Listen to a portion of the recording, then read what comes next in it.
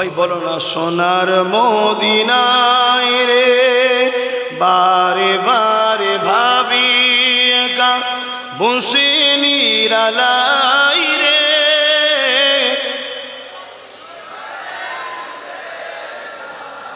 সোনার মদিনায় রে, সোনার মদিনায় রে। তোরা শুধু আমাকেই দেখাবি? এরাও কত সুন্দর গজল পড়ছে, দেখাবি নি? হ্যাঁ, বুলবুলিরা কোথা যাও, উড়ে যাও কোথায় রে, আমার সালাম পৌঁছে দিও।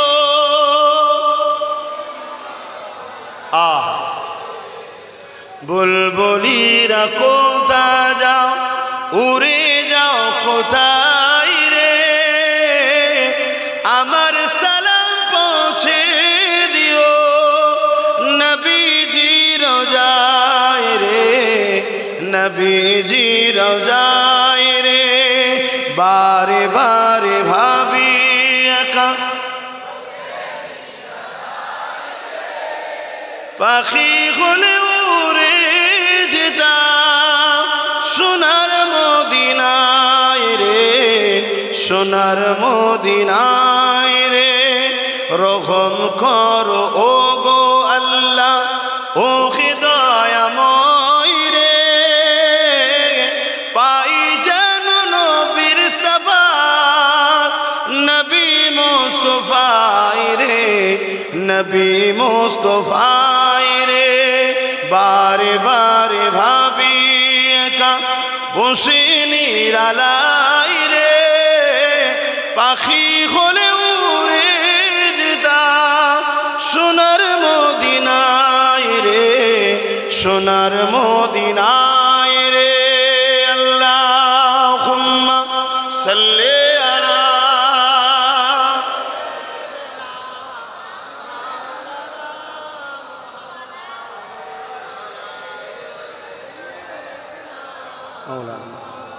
আমার আব্বা জানেরা, ইতিহাস শুনতে হবে। আমাদের সঙ্গে যুগে যুগে একদল মুসলিম লেবাসে মুনাফেকরা গাদ্দারি করেছে।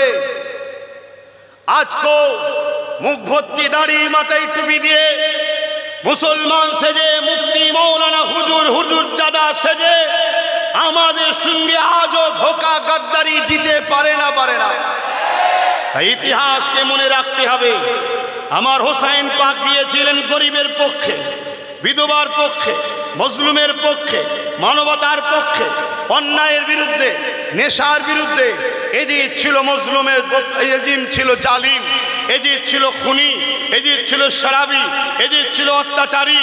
সেদিন আমার হোসাইন পাকের বিরুদ্ধে 13,000 প্রকাশ্য তরোয়াল নিয়ে মাঠে নেমেছে হোসাইনকে শহীদ করবে।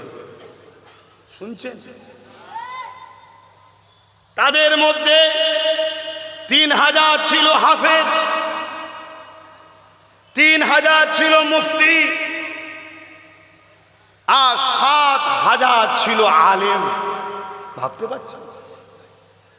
আজকের মুফতি, আজকের মৌলানা, আজকে তথাকথিত কিছু পীর পীরজাদা, আজকের কিছু বক্তা, আজকের দিনে তারা সেদিন যদি তরোয়ালে হোসাইনের বিরুদ্ধে দাঁড়াতে পারে, আজকের দিনে এরা সামান্য পদের জন্য, সামান্য টাকার জন্য আমার মসজিদকে যারা মিটাতে চাইছে, যারা মসজিদ, মাদ্রাসা, কবরস্থান, ওয়াকফকে মিটাতে চাইছে, যারা বলছে মসজিদের জন্য, কবরস্থান, ঈদগাহ, ওয়াকফের জন্য এখানে আন্দোলন নয়, দিল্লি চলে যাও, তাদের পক্ষে আজকেও কিছু মুনাফিক দালালি করতে পারে না, পারে না?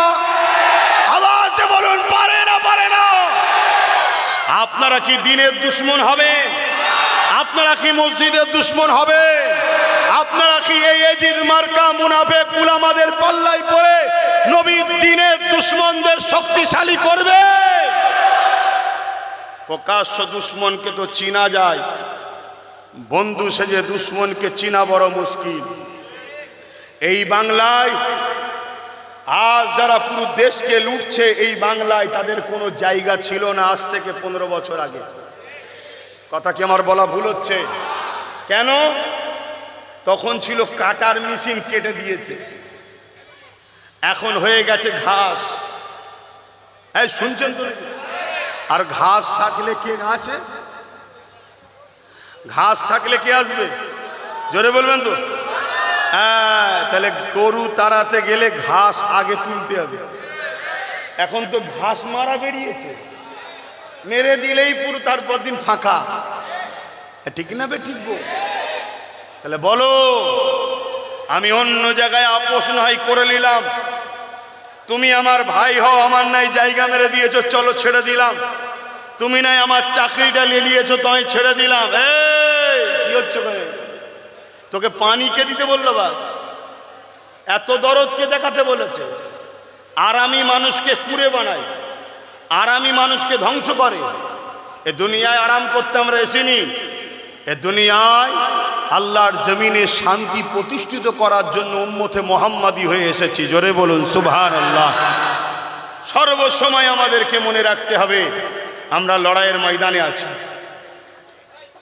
কোনো অবস্থাতে গাফলতি করলে হবে না। তো মন দিয়ে শোনেন, আজ দুনিয়ায় যদি আপনি গায়ের জোর দিয়ে নিজের খেয়াল খুশি মতো কোরআনের বিরুদ্ধে, ইসলামের বিরুদ্ধে, মসজিদ মাদ্রাসার বিরুদ্ধে, ওয়াকাবের বিরুদ্ধকারীদের সঙ্গে সাথ দিয়ে দিলেন, ময়দানে মাশরে আপনাকে উঠতে হবে, কবরে আপনাকে যেতে হবে। আপনি বলবেন, হুজুর আপনি জলসায় এসেছেন, এসব কথা বলছেন কেন? আরে আমি আমার ধর্মের দুশ্মনদের বিরুদ্ধে লড়বো, এটা তো আমার দায়িত্ব, ফরজ, করতেই তো হবে। তোমার ডিউটি তুমি না করে, তোমার ডিউটি ছিল মানুষের রুজি রুটির কথা ভাবা, তোমার ডিউটি ছিল মানুষের চিকিৎসার কথা ভাবা, তোমার ডিউটি ছিল মানুষের রাস্তাঘাটের কলকারখানার কথা ভাবা।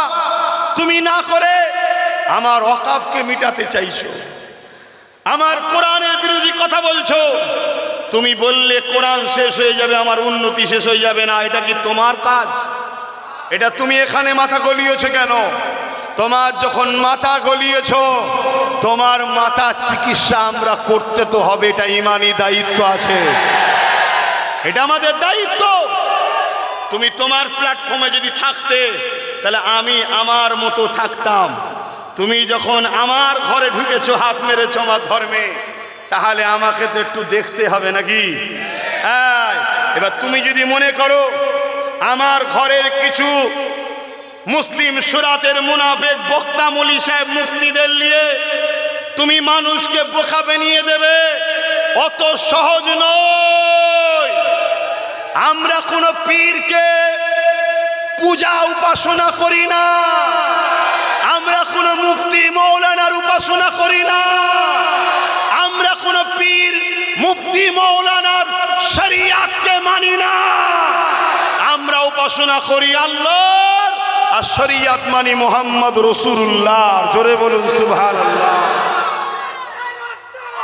তুমি শরিয়াতের উপরে থাকবে, তুমি মৌলী সাহেব আমার বাড়িতে আসো, মুরগি জবাই করে খাওয়াবো। তুমি শরিয়াতের উপরে থাকবে, তোমার জুতো দরকার হয় বইও নিয়ে যাবো, কেন তুমি আমার রাসূলুল্লাহ দিনের খাদেম, তাই তো নাকি? কিন্তু তুমি যদি আল্লাহ দিনের দুশ্মনদের সঙ্গে হাত মিলাও, নবীর মাদ্রাসার দুশ্মনদের সঙ্গে হাত মিলাও, তুমি জেলার সাহেবী হও, তোমাকে মেনে লিয়া ইমানদারদের পক্ষে সম্ভব নয়, সম্ভব নয়, সম্ভব নয়। ঠিক না বেঠি? কেন মনে রাখবে, এই নিঃশ্বাসটা যে টানছো, এটা আল্লাহর দয়ায় হচ্ছে, কোনো নেতা নেত্রীর দয়ায় হয়নি, কোনো হুজুরের দেওয়া জিনিস নয়, এটা আল্লাহ দিচ্ছে। হ্যাঁ, হুজুর যদি আল্লাহর পক্ষে হয়, তার সাথে বিয়াদবি করলে আল্লাহ নারাজ হবে। হুজুর যদি রাসূলুল্লাহর পক্ষে হয়, তার সাথে বিয়াদবি করলে আল উলামা ওয়ারাসাতুল আম্বিয়ায়ে, নবী নারাজ হয়ে যাবে। মনে থাকবে? তাহলে কারবালার ইতিহাসটা মনে থাকবে তো? তাহলে আজকে এরকম গাদ্দার থাকতে পারে না? পারে না? সেদিন এজিদের পক্ষে গিয়েছিল কেন? কিছু পদ পাবে, কিছু টাকা পাবে, কিছু আশরাফি পাবে, এজন্যই তো গিয়েছে। তা আজকে এরকম আছে না? নাই।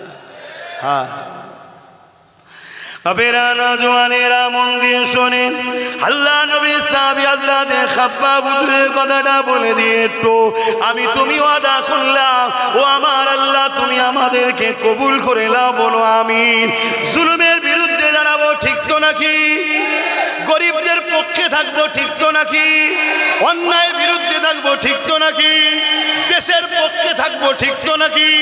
দেশকে যারা বিক্রি করছে তাদের বিরুদ্ধে আমরা থাকবো, ঠিক তো নাকি? তাই আজকে যখন ওয়াদা করেছো তাহলে একটু মন দিয়ে শুনে নাও, জুলুম কতটা হতে পারে তোমার আমার উপরে।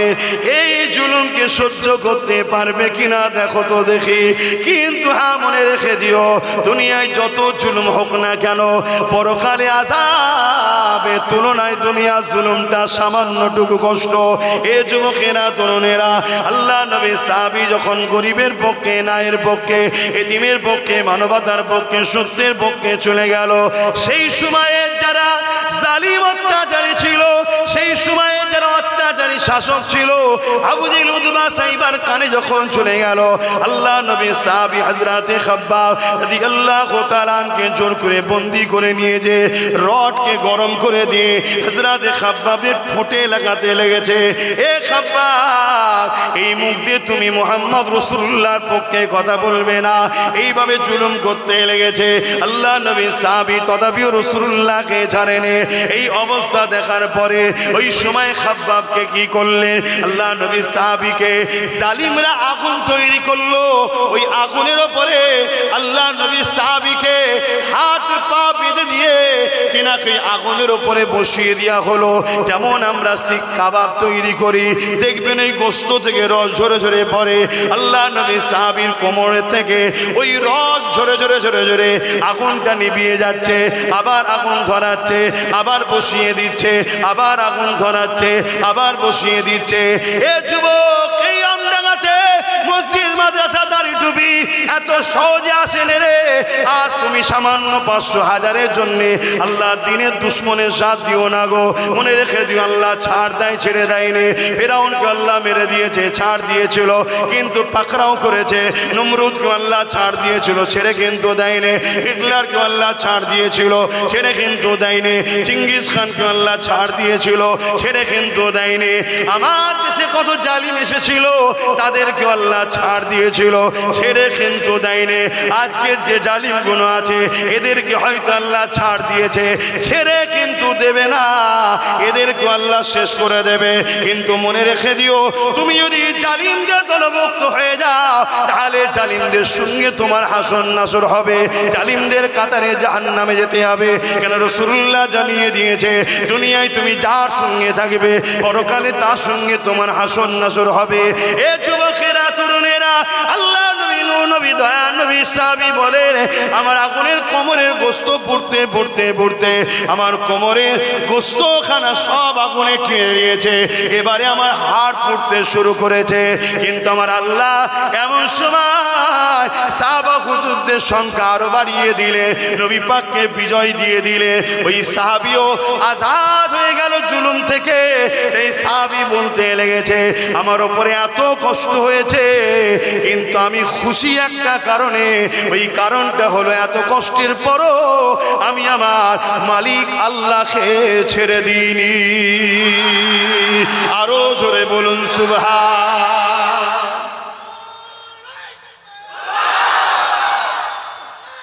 আল্লাহ।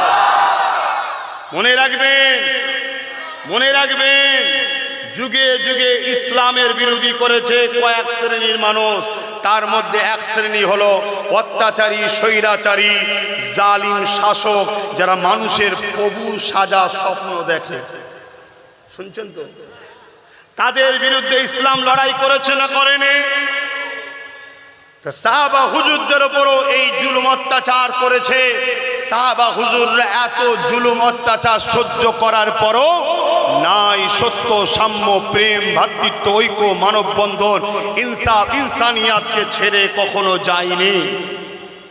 খুব ভালো করে শোনেন আমার আব্বাজানেরা, নামাজ আমার ব্যক্তিগত ইবাদত।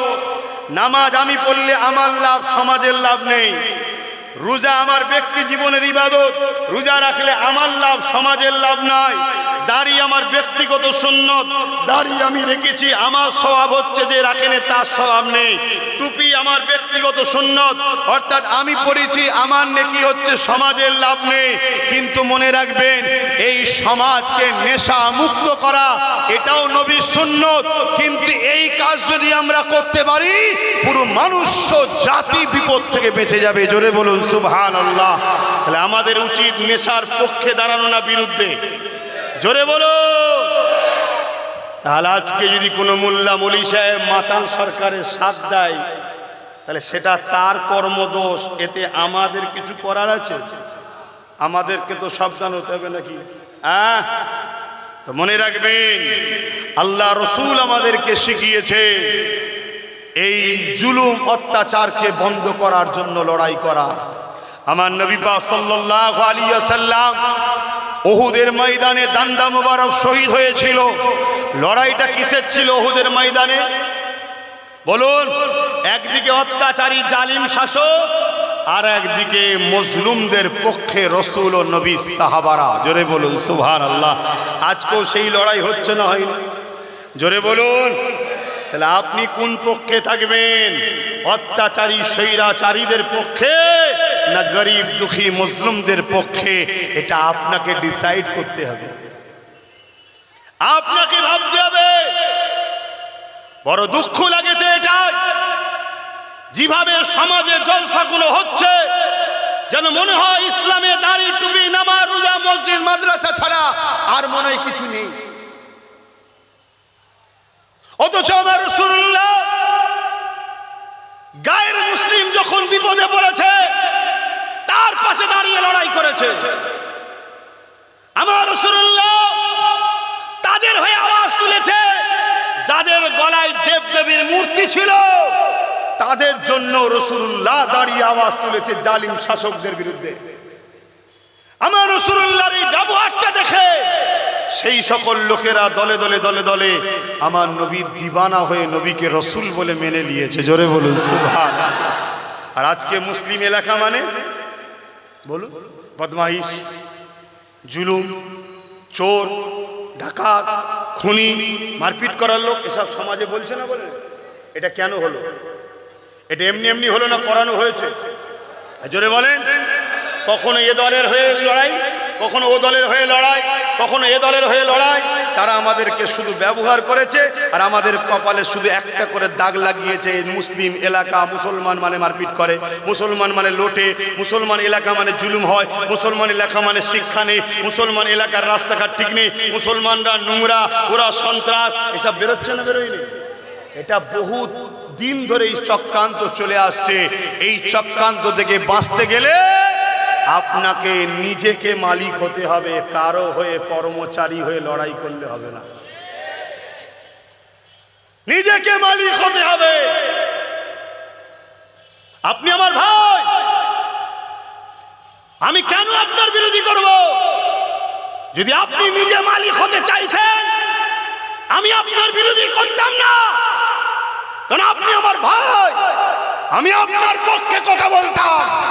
কিন্তু আপনি নিজে মালিক না হয়ে আপনি কারো পা চাটতে ব্যস্ত হয়েছে। তাই দিনের স্বার্থে আপনার বিরুদ্ধে আমাকে কথা বলতে হবে, নাই কিয়ামতের দিনে রাসূলুল্লাহ শাফাআত করবেন আমার। আপনার গলায় বেল আছে কারো, আপনি কারো গলায় বেল পরিয়ে কারো পোষা কুকুর হয়ে গেছেন, আপনি কারো হয়ে ভক ভক করছেন, আপনি সমাজকে বলে বেড়াচ্ছেন আমি কাকুতি বিনতি করবো কারো কাছে গিয়ে। আপনি নিজে প্রমাণ দিচ্ছেন আপনার নিজের পাওয়ার নেই ওখানে, আপনি কাকুতি বিনতি করেই আনবেন, এটা এখন থেকে প্রমাণ দিচ্ছেন। তাই আমি বুঝতে পেরে গেছি, আপনি যদি নিজে স্বতন্ত্র, নিজের ক্ষমতা, নিজের পায়ে দাঁড়াতেন, কেউ যদি আপনাকে টিউনিং করার না থাকতো, কারো হাত আপনার মাথায় যদি না থাকতো, আপনি নিজে বলেছেন আমার মাথায় হাত আছে মাদ্রাসার দুশ্মনের হাত। যে বলেছে কোরআন শেষ হয়ে যাবে তার হাত আপনার মাথায় আছে, আপনি স্বীকার করেছেন। অতএব কোরআনের দুশ্মনের হাত যদি আপনার মাথায় থাকে, আপনার মতো ভাই দিয়ে কখনো দ্বীন ইসলাম ও মুসলমানদের কল্যাণ হতে পারে না। কথা কি আমার ভুল বুঝছেন আপনারা? এখন অস্তিত্বের লড়াই, আগামী দিন আমার কবর থাকবে কিনা সেই লড়াই, আগামী দিন আমার মসজিদ মাদ্রাসা থাকবে কিনা সেই লড়াই, আগামী দিন এই বাচ্চাগুলো মোহাম্মদ রসুলুল্লাহর কলমা পড়তে পারবে কিনা সেই লড়াই, আগামী দিন আমাদের ঘরের বেটিগুলো সতীতা বাঁচাতে পারবে কিনা সেই লড়াই, আগামী দিন আমাদের ঘরের মেয়েগুলো নেকাব বোরখা পরে বাইরে বেরোতে পারবে কিনা সেই লড়াই। পাশাপাশি রুজি রুটির তো লড়াই আছেই আছে, কিন্তু আমি যতটুকু জানি ৭৯ বছর দেশ স্বাধীন হয়েছে, আমরা খেটেই খাচ্ছি, তাই তো নাকি? কিন্তু আজকে আমার অস্তিত্বর লড়াইয়ের সামনে আমার ভাইও যদি সামনে দাঁড়ায়, আমি মসজিদের পক্ষে, কবরস্থানের পক্ষে, ঈদগার পক্ষে, কোরআনের পক্ষে দাঁড়াবো না আমার ভাইয়ের পক্ষে দাঁড়াবো? কথা বলেন, আপনারা আওয়াজ দেন, আপনারা আওয়াজ দেন। আমার কাছে কোরআন আগে না আমার বাপ মাগে, আমার কাছে কোরআন আগে না আমার মসজিদ মাদ্রাসায়, আমার কাছে কোরআন আগে না আমার ভাই আগে? আপনি বলুন, আপনাদের কাছে কোরআন আগে না আপনার সন্তান আগে? আপনার কাছে কোরআন আগে না আপনার রসুলের দ্বীন আগে? যদি কোরআন আগে হয় তবেই তো আপনি ইমানদার। কেন রসুল বলেছে, লা ইউমিনু আহাদুকুম হাত্তা আকুনা হাব্বা ইলাইহি মিন ওয়ালিদিহি ওয়া আলাদিহি ওয়ান নাস আজমাইন। ততক্ষণ পর্যন্ত তোমরা ইমানদার হতে পারবে না যতক্ষণ পর্যন্ত তোমাদের ধন দৌলত, টাকা পয়সা, জমি জায়গা, ঘর বাড়ি, বাপ মা, এমনকি জানের থেকে আমি রসুলুল্লাহকে বেশি না ভালোবাসতে পারবে, ততক্ষণ তোমরা ইমানদার নয়। শুনছেন? হ্যাঁ আমার ছেলে, তোমরা আমার ভাই, তোমাদের মধ্যে অনেক ভুল আছে। দাঁড়িয়ে যাচ্ছ ভুল, মাথায় টুই পরো না ভুল, নামাজ কাজা করছো ভুল, রোজা কাজা করে ফেলছো ভুল, গান শুনছো ভুল, ফাংশন গেছো ভুল, সিনেমা দেখেছো ভুল, আরো ইত্যাদি ইত্যাদি পাপ করেছো ভুল, কিন্তু তোমরা দ্বীনের দুশমন নয়। তোমাদের এই ভুল কাল আল্লাহ চাইলে মাফ হবে। এই যে মুরব্বীরা বসে আছে, একটা সময় তোমাদের বয়সে একটু ভুল হয়েছে না হয়নি? এখন হয়? এখন আল্লাহ করে নামাজি, দাড়িওয়ালা, টুপিওয়ালা, হাজি হয়ে আল্লাহওয়ালা হয়েছে। তা আজ তোমার হালকা বয়সে ভুল হচ্ছে, কালকে পরিবর্তনের জায়গা আছে। কিন্তু তুমি যদি মাদ্রাসা ভাঙার দুশ্মন হও, তুমি যদি মসজিদের দুশ্মন হও, তুমি যদি কোরআনের দুশ্মন হও, তোমার বাঁচার রাস্তার আছে। আর আমি যদি সত্যি তোমাকে ভালোবাসি, আমি তোমাকে তো রুকার আপ্রাণ চেষ্টা করব। কমসে কম তোমাকে বাঁচাতে গিয়ে যদি তোমাকে ঘরে বেঁধে রাখতে হয় তাও ভালো, কিন্তু তোমাকে বেঈমানের হাত থেকে বাঁচানো দরকার আছে না নাই? তার জন্য চেষ্টা তো করব। আল্লাহ তোমায় হেদায়েত দিক, আল্লাহ আমাকেও আমাদেরকে হেদায়েত দিক। বলুন আল্লাহুম্মা আমিন। আমার কথায় কেউ কষ্ট বেজার হচ্ছেন? আপনারা কি ভাবছেন ভাই ভাই ঝগড়া? এই বলুন, নবীর চাচা, নবীর পরিবার আরেকটা গিয়েছিলেন হযরত আবু বকর সিদ্দিক, আর তিনার ছেলে বদরের ময়দানে, ছেলে ছিল আবু জেহেলের দিকে, আবু বকর সিদ্দিক নবীর দিকে। লড়াই হয়ে যাওয়ার পর একদিন ছেলে এসে বাপকে বলছে, আব্বা আমি কিন্তু আপনাকে অনেকবার সুযোগ পেয়েছিলাম, কিছু বলিনি। হযরত আবু বকর সিদ্দিক বলছে, যার কুদরতি হাতে আমার জান আছে, আমি যদি তোকে পেতাম ধর থেকে কল্লা আলাদা করে দিতাম। কেন আমার কাছে তুই আগে না নবী আগে? পরবর্তীতে ওই ছেলে হিদায়েত হয়ে ইমানের কলেমা পড়েছে। জোরে বলুন সুবহানাল্লাহ। কথা বুঝে আসছে না? মনে রাখবেন, যুগে যুগের ইতিহাস আমাদেরকে জানতে হবে। এই যে মসজিদে আকসা বেদখল হচ্ছে না, হয়নি, এর পিছনে মুনাফিকদের হাত আছে। একটু বলবো মসজিদে আকসার ইতিহাস কি গো? সবাই হাত তুলে বলুন, শুনতে চান? তাহলে হাত তুলে একটু নারা দিন, একবার নারে তাকবীর। আরে জমিন আসমান কাঁপি আওয়াজ তুলুন, নারে দিবে কোরআন ও সুন্নাহ, কোরআন ও সুন্নাহ, দ্বীন ইসলাম, দ্বীন ইসলাম, ভারত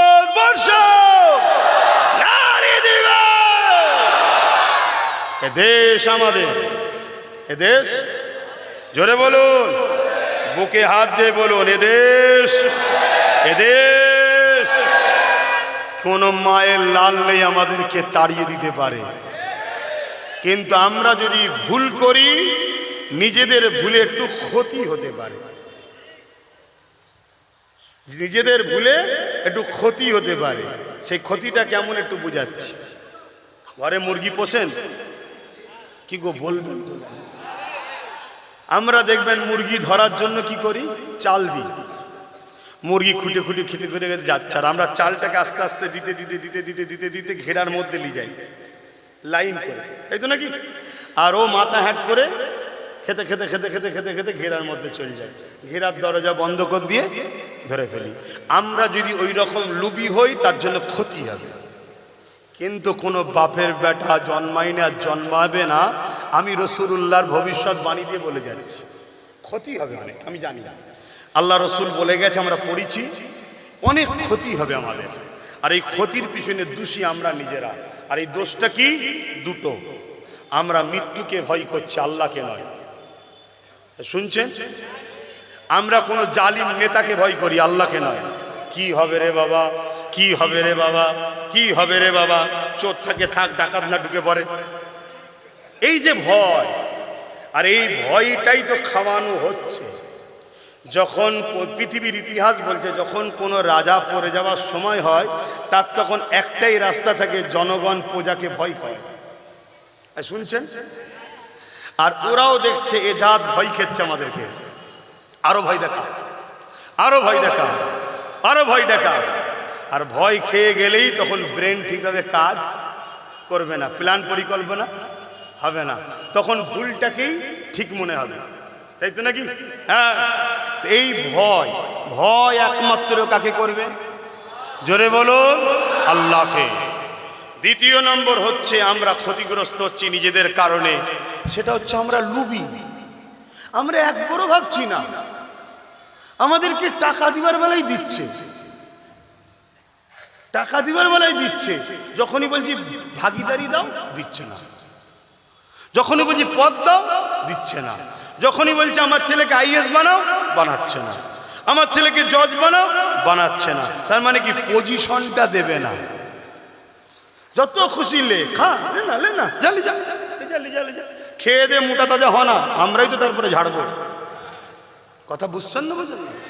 তাহলে এই ভুলটার জন্য আমাদের হয়তো একটু ক্ষতি হবে, কিন্তু মনে রাখবেন এই হিন্দুস্তানে আমাদেরকে বসিয়েছে আওলাদে রসুল, হাসানি হোসাইনি, সুলতানে হিন্দ, গরিবে নওয়াজ, খাজা মঈনুদ্দিন, আজমিরি সঞ্জালি, আতায়ে রসুল আপনাদেরকে বসিয়েছে। জোরে বলুন সুবহানাল্লাহ।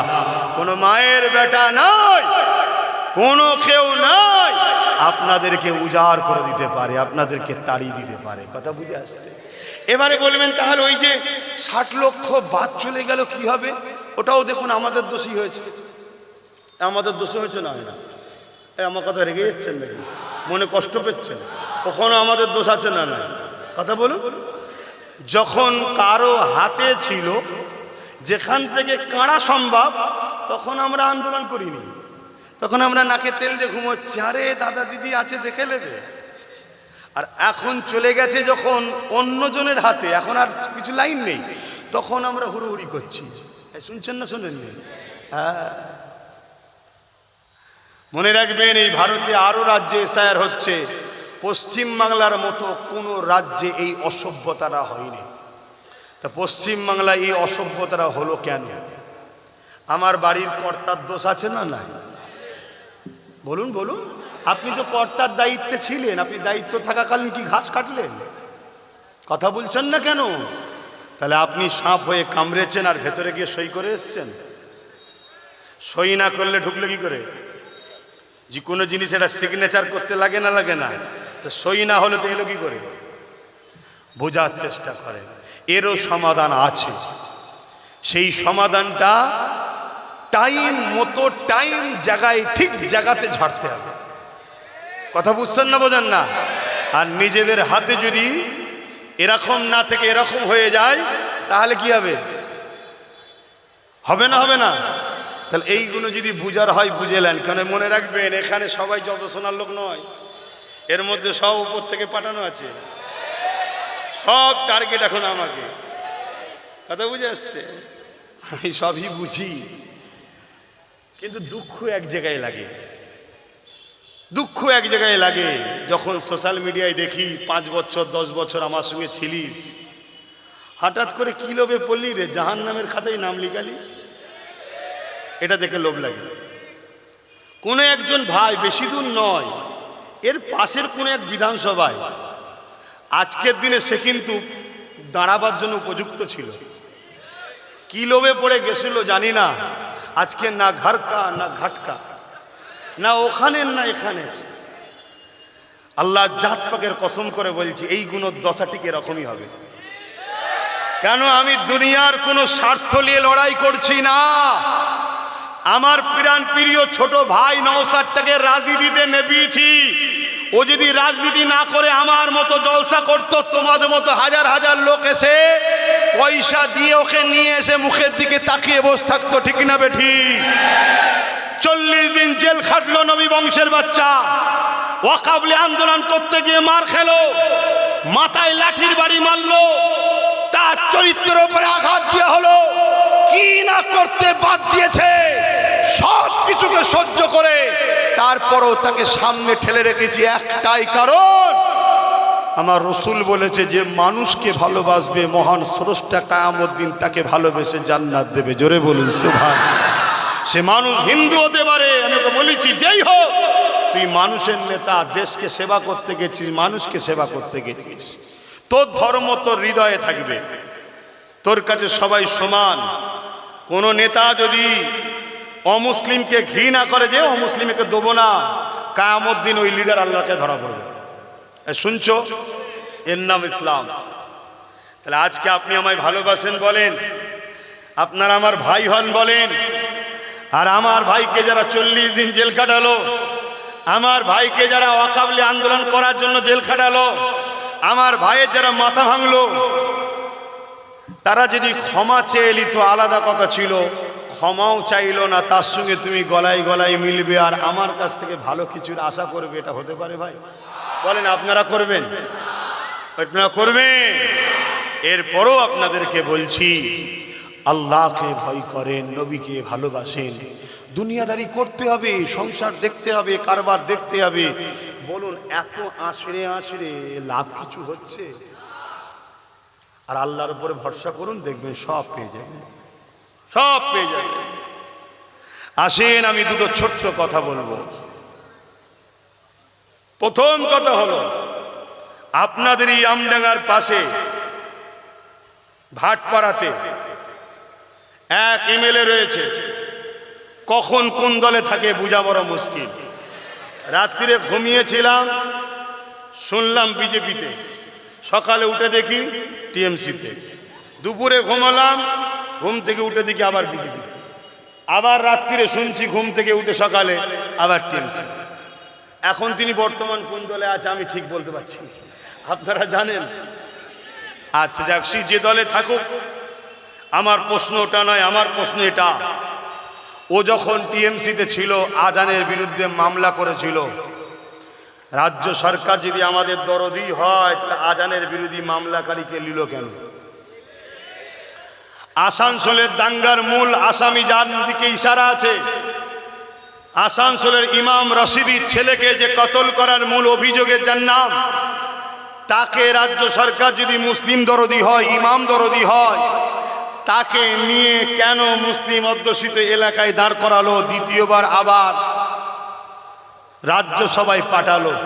হাই রে আমার ভাই, তোকে দেখে মাঝে মাঝে আমার আফসোস হয়, তুই তো কমসে কম এই দাবিটা করতে পারতিস যে কোনো ভোটে ভোটে দাঁড়াবো না, 3 জন রাজ্যসভায় যাবে, 2 জন অমুসলিম দিচ্ছ দাও, একটা আমাকে দাও, আমি যাব, এইটুকুও তো দাবি করতে পারতিস।